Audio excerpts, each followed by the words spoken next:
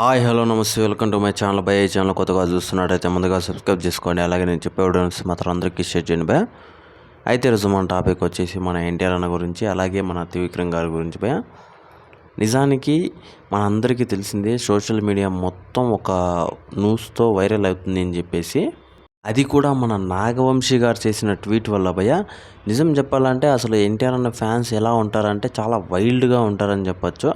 ఎందుకంటే అసలు మామూలుగా ఎన్టీఆర్ అన్న గురించి ఏదన్నా చిన్నది తెలిసినా ఒక రేంజ్లో అయితే దాన్ని అసలు సోషల్ మీడియాలో అసలు ఒక రేంజ్లో మొదలు పెడతారని చెప్పొచ్చు.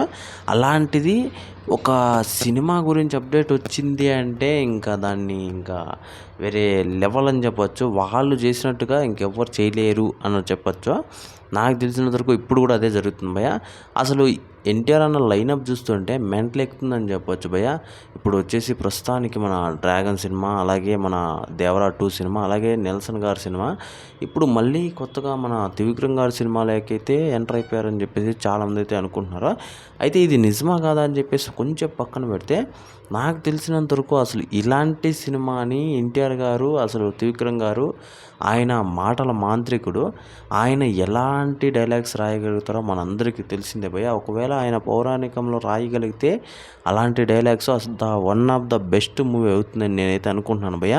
దానికి తగ్గట్లు మన ఎన్టీఆర్ అన్న యాక్టింగ్ కావచ్చు, అలాగే ఆయన డైలాగ్ డిక్షన్ కావచ్చు, ఏదన్నా కావచ్చు, అసలు వీళ్ళిద్దరు కాంబినేషన్ ఊహించుకుంటేనే మెంటల్ ఎక్కుతుందని చెప్పొచ్చు. అలాగే మనందరికీ తెలిసిందే భయ్య, మన ఎన్టీఆర్ అన్న అంటే మన సుబ్రహ్మణ్యం స్వామి మాదిరి చేయబోతున్నారని చెప్పేసి, ఈ సినిమా పర్టికులర్గా అసలు ఊహించుకుంటేనే భయం అవుతుందని చెప్పొచ్చు. ఎందుకంటే బాక్స్ ఆఫీస్ అసలు భయపడుతుంది భయ్య, నేను ఖచ్చితంగా చెప్తాను. ఆ రేంజ్లో అయితే సినిమా ఫస్ట్ డే అసలు 500 కోట్లు, నేను పక్కా చెప్తాను. 500 కోట్లు అంటే మామూలు విషయం కాదు. ఇంతవరకు ఏ సినిమాకి రాలేదు మన ఇండియాలో. అలాంటిది ఫస్ట్ 500 కోట్లు రాబట్టే సినిమా ఏదన్నా ఉంది అంటే ఇదే అని చెప్పేసి నేనైతే అనుకుంటున్నాను భయ్య. నిజంగానే భయ్య, అది కూడా త్రివిక్రమ్ గారు కరెక్ట్గా మనసు పెట్టి అసలు మైథాలజీలో ఇలాంటి సబ్జెక్ట్ని అసలు బయటికి తెచ్చినాడంటే అసలు వేరే లెవెల్ అని చెప్పొచ్చు.